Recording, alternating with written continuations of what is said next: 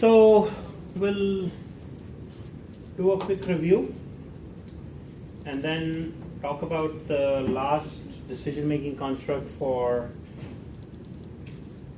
which is a switch statement, and then I'll start talking about assignment 5. Okay? So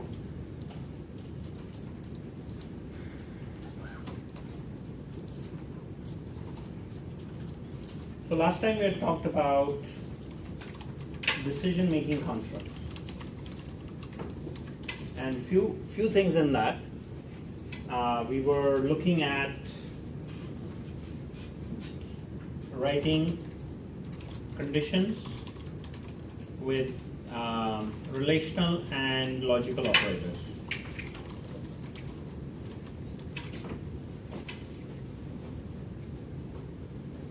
If statement, if and else together, and we look through an example or a couple of examples of authoring a guessing game in class, and also a small grading program. And above all, the approach taken for writing applications, right? Design approach.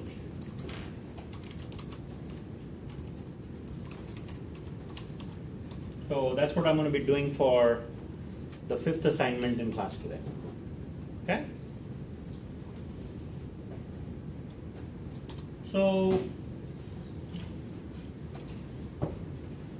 in addition to all these things, we also need to learn the switch statement usage.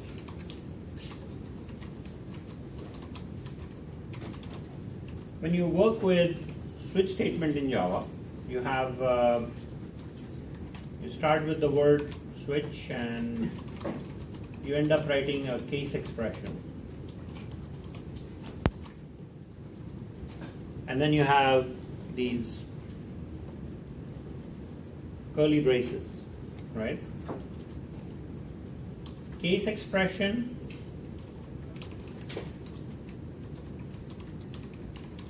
should evaluate to an int or a char data type.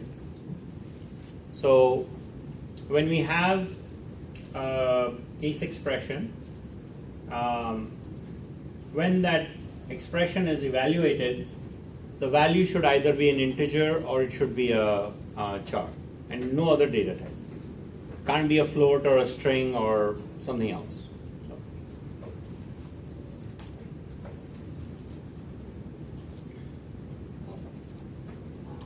So purpose of switch statement is to use it as else if.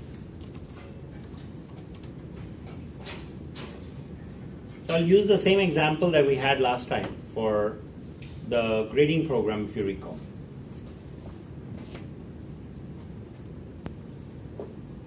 So we were saying like when score is equal to 90 or higher, grade is A. If it's 80 or higher, it's a B, etc. You remember that example, right? So we wrote an else if statement to deal with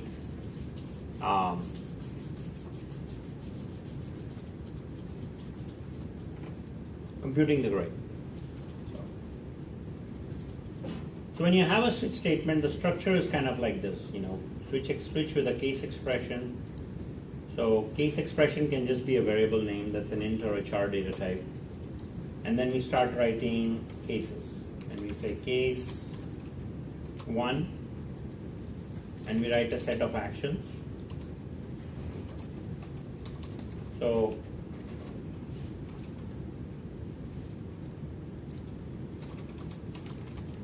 case 2, and so on.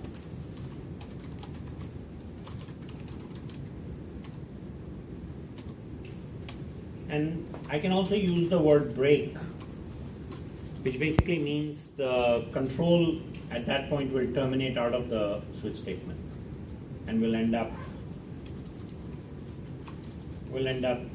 here.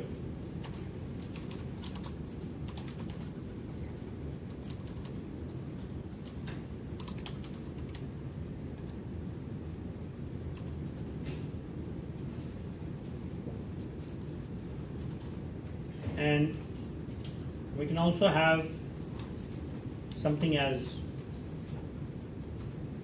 case default. So when the value of the case expression, let me just say that's like, x. If the value of x is neither 1, 2, or 3, if it's anything other than 1, 2, or 3, then I'm going to execute the default case.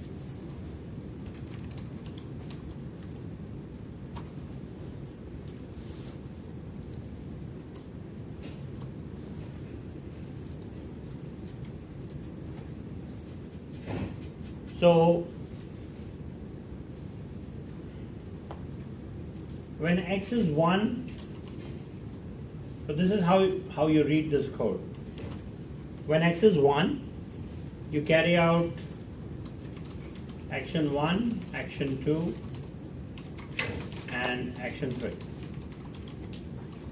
And then we have a break, right? So the idea is that the way the flow works is when x is 1, we go off and execute these 3 actions, we break and get out of the switch. When the value of x is 2, we ignore the first action, we go look at the second action, we execute 2 and 3, we break, and we're out. If the value is 5, 1, 2, and 3 are ignored, default is taken into account, action 4 is executed, and we're out. Get the rhythm? That's how the switch statement works. Yes? Do you have to break after each case? Not necessarily. You can. Question is like if I can add a break statement after each one. Totally. You can. If you wanted one-to-one correspondence for a case to an expression, like in the case where, score is 90, grade is A, right? But then if I want a print statement, I can have 2 expressions and then put a break. So sometimes for a given case, or for multiple cases, there may be common actions.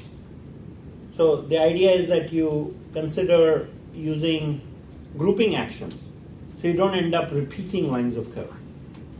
And that may mean just reordering actions for more optimal coding.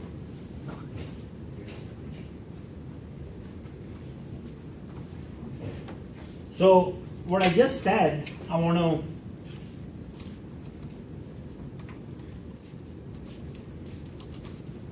decipher it with examples.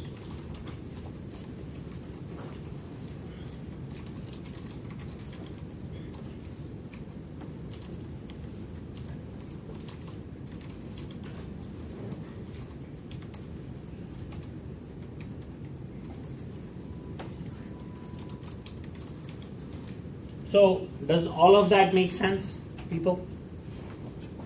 Right? Any questions? Yeah. So if X is 2, it'll just jump to case 2. And, Correct. And does whatever case 2. Right. Right. Case 2 is the value. So basically we are saying if X is 2, then carry out 2 and 3 and then break. Right? So this technique is also a way of grouping some statements together for a given case. And I think there was a comment earlier that can I just put a break after each one? And if there is a one-to-one association, between a case and an action item, then that's what you do. You just have a bunch of breaks. So each action is a complete expression. It can be a print line statement, It can be an assignment with usage of different arithmetic operators and so on. All right? So, how's everyone doing? This is the usage of switch statement. So what I want to do is take this example again and write a little program so we can compute the grade. And I want you guys to be able to correlate else if with switch. It's likely in the midterm I might say, well, here is a code snippet with switch statement, convert that to else if, or vice versa. Here is a code snippet with else if, convert that to a switch statement. Okay? So if you've seen one or two examples, you will know what to do. So we'll create a variable called grade, and we'll of course change the value for running through the code. And we want to write a switch expression, and then we want to say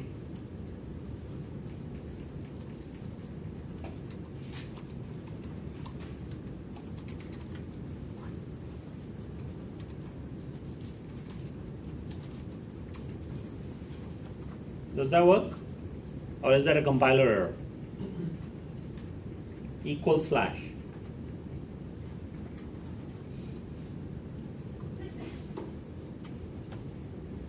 Isn't it the other way around? Slash equals? Right?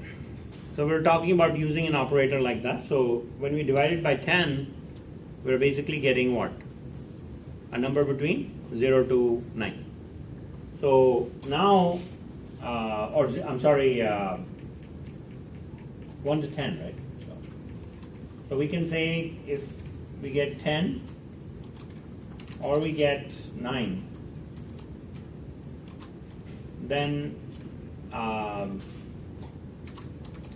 system.out.printf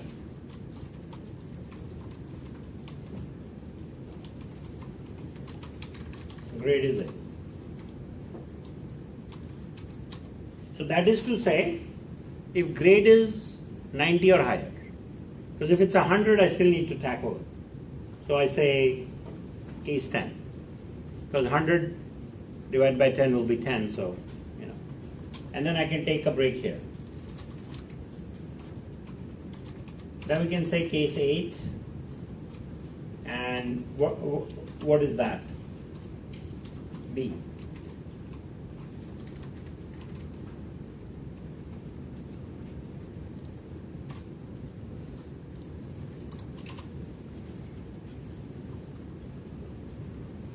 And so on.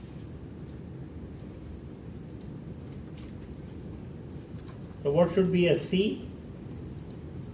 70 or higher. So we'll say case 7.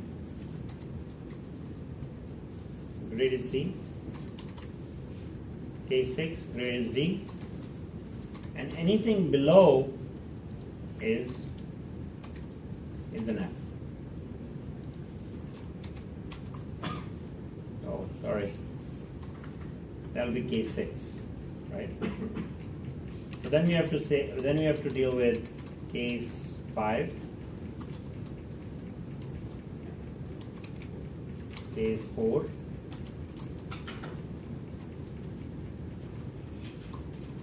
and please note it's a colon, not a question, not a semicolon.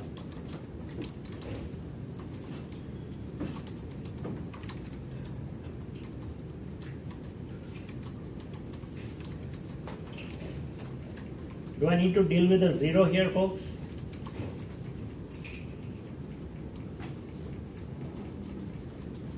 Is it possible that somebody could get a 0 and then we will have a grade to give for that too?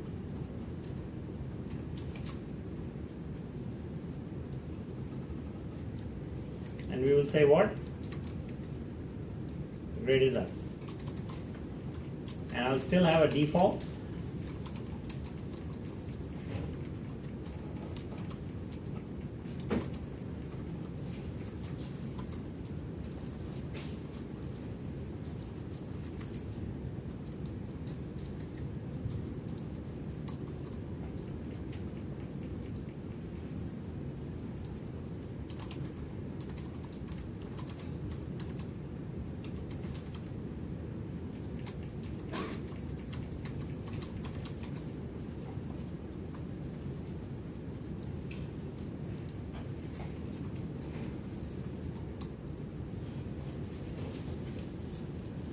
So, see the point here?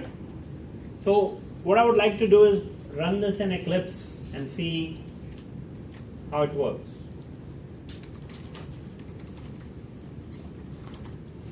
Especially if it has any bugs, right? So,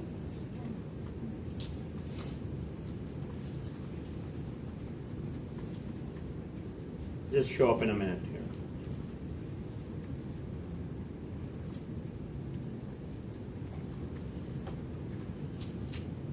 Okay. So we'll just use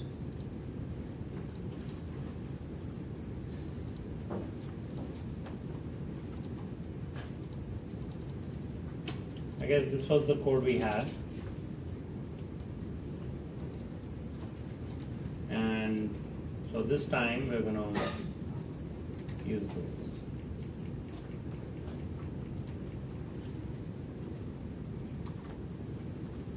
Seems to be okay. Like no compiler errors at least. So the grade is A with 100.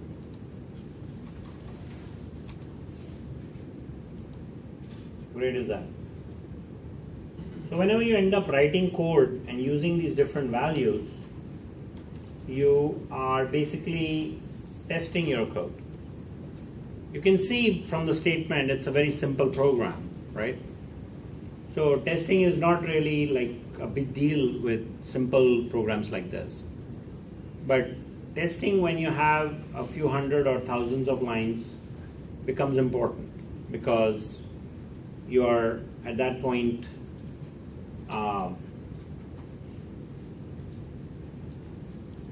you want to make sure things work before you before you release the code to the general public.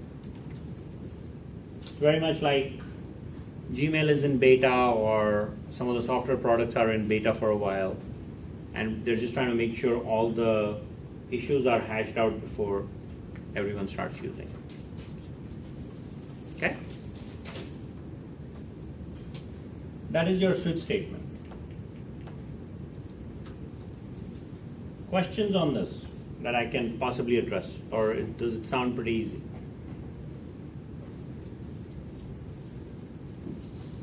Okay. So we'll move to the fifth assignment.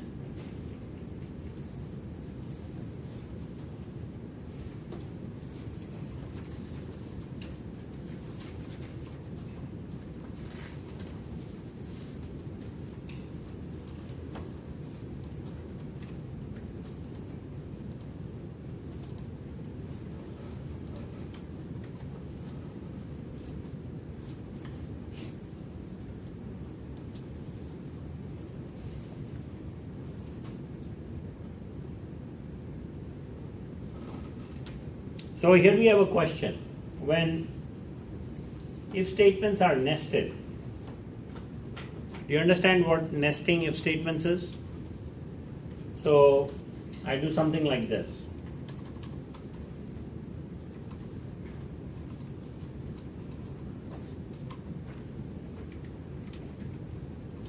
Nesting means using the same construct within itself.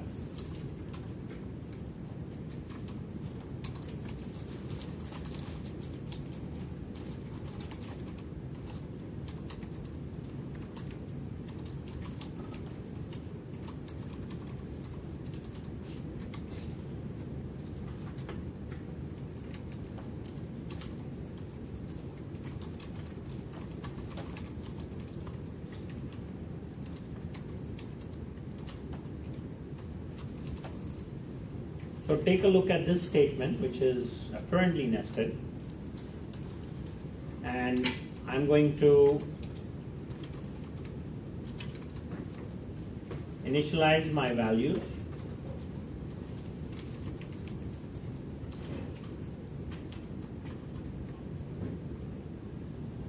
So I'll write this out.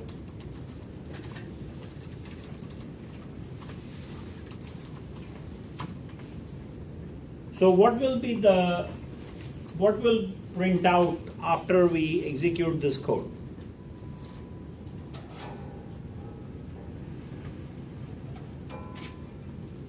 We are nesting if statements here. The value of M1 is 5500.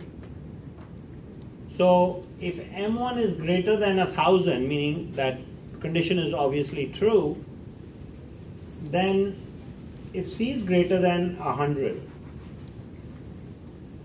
I guess this should be C1, sorry. If C1 is greater than 100, the value of C1 is initialized to 45. 45 is less than 100. So this condition is false. What happens? So is this else with this guy or is this else with this guy? See that because the code is indented wrong doesn't mean that this else will be treated with this if, right? That's why indenting your code is very important because you can misread the code. I could say, well, I don't know based on this, I don't know the value of C1, but because this condition is true and this condition is false, I'm going to execute the else part.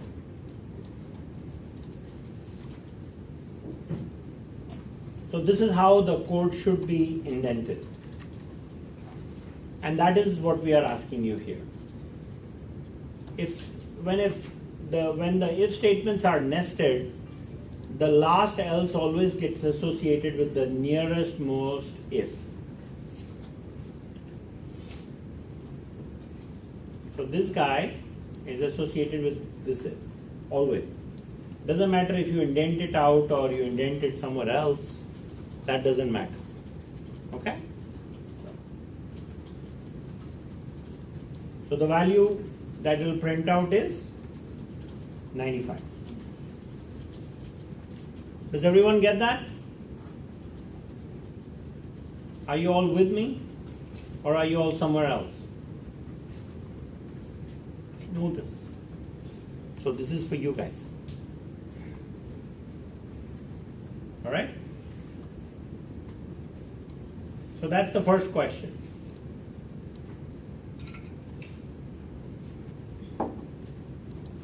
Can one if can have more than one else clause? Is that possible? One if can only have one else. Can one if have many else's?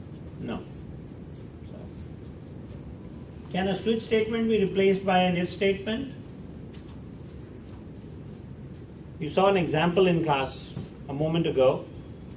We were talking about grading system before, and we were dealing with using else if. And we converted that program to using what? Switch statement. So,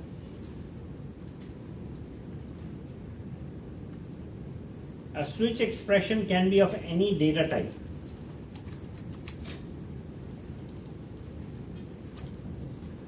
It can only use which data types? Integers and chars, right? What happens when you come across a break statement? Does the program stop its execution? If I have this code, when I come across a break statement, is that going to stop executing the code, or is it just going to stop, it's going to be done with the switch statement?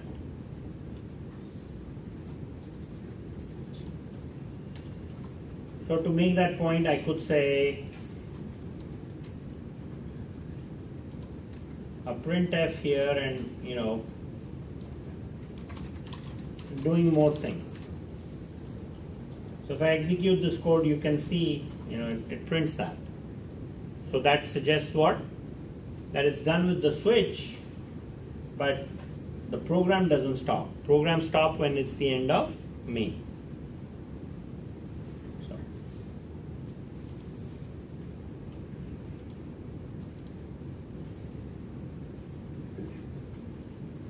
What will be the value of x and y if n is 1 and n is 0.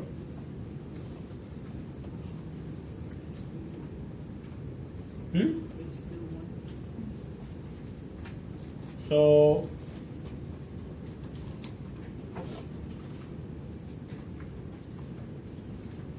when n is equal to 1, the value of x is what? X is 1.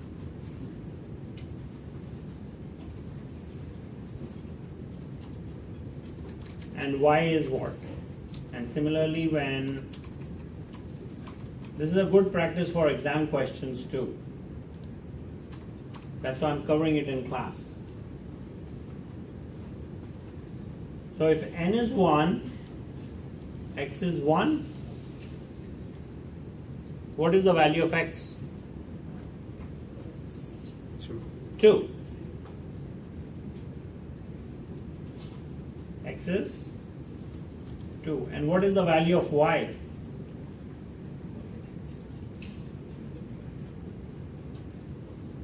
Sorry. What is the value of y when n is 1? 0. What is the value of x now? 1.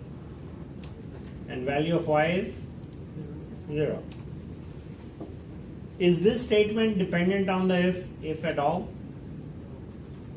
If I wanted that statement to be dependent on the condition, what should I do? Brackets.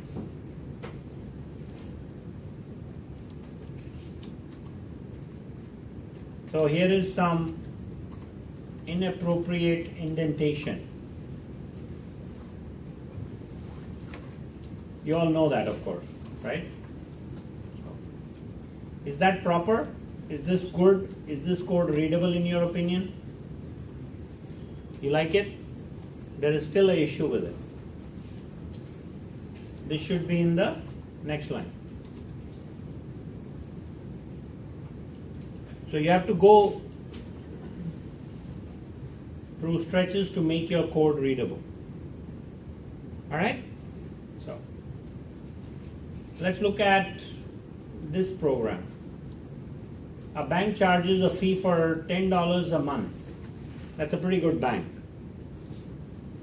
Plus the following check fee for a commercial account.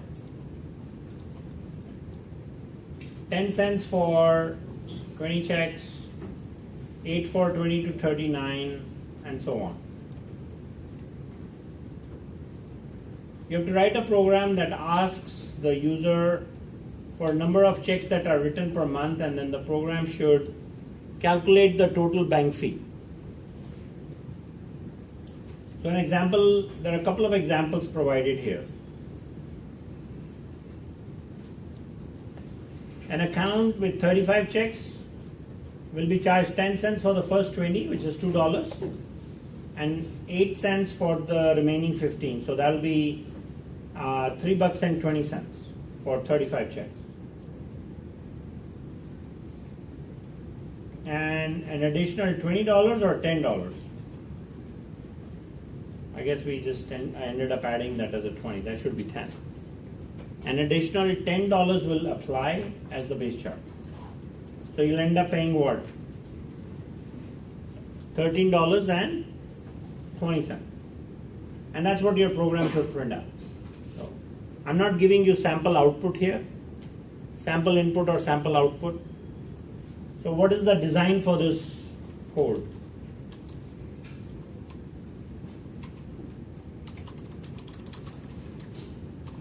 Does this help if I covered the design approach? So what's the first thing we do? Declare variables for base fee and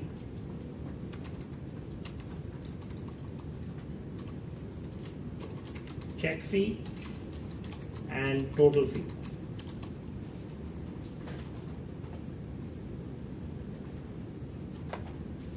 So check fee is this value of That'll be computed based on these unit prices.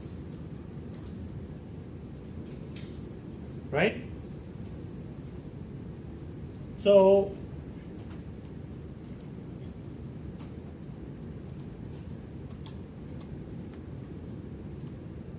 use scanner to read in what?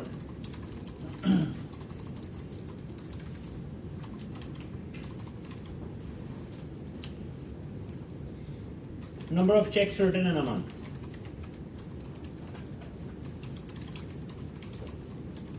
Then use if statement or switch statement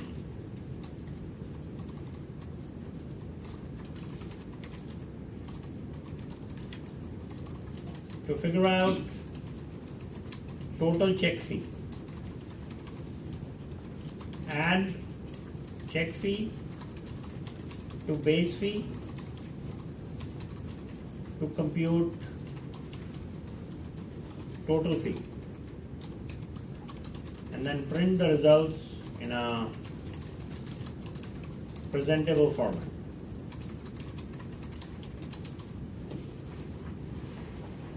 How many of you want to do this in class today, so you don't have to do labs at home? Right? So we'll spend time doing this. So when I stop, don't run away. Start working on assignment 5. Okay? Don't think it's a coffee break. Although you can take a 10-minute coffee break too, that's fine. But it might be good to do some of the work in class and say, hey, I'm stuck. What do I do? You should be able to finish this in about 45 minutes, if that, or 20. So, I want to give you these kind of questions in your midterm. Sound good? Simple programs. And we want to be able to write larger programs too, but starting with these baby steps.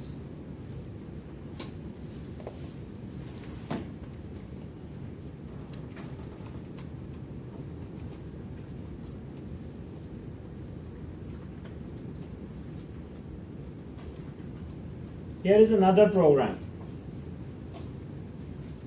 using if statement. It says admission to a professional course is subject to the following condition. If you have a math score that's more than 60, physics score more than 50, and chemistry greater than 40, and then total in all subjects is greater than 300, then you'll be admitted.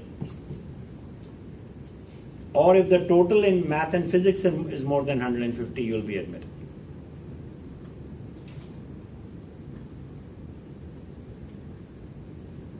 So the approach here would be declare variables for what? Accepting scores for physics, math, and chem. Yeah?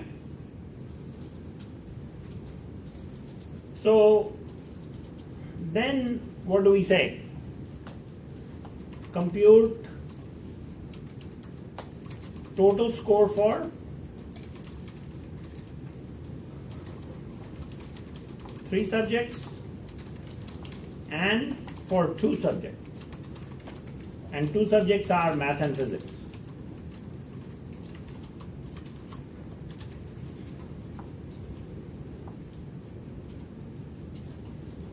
And then say if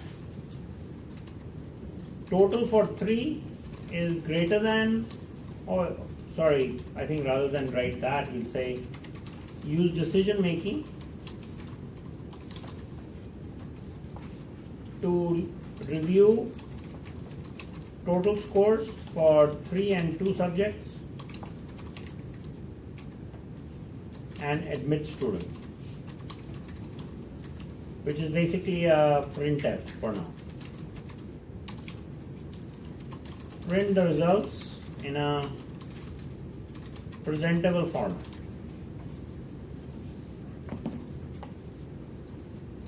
That's it. I think you can finish this before 5:30 is it? Let's do that today. Okay? Do you have questions on the design? What I'll do is I'll post this text document on the website, so that way you can refer to it, to think through all the steps that we talked about.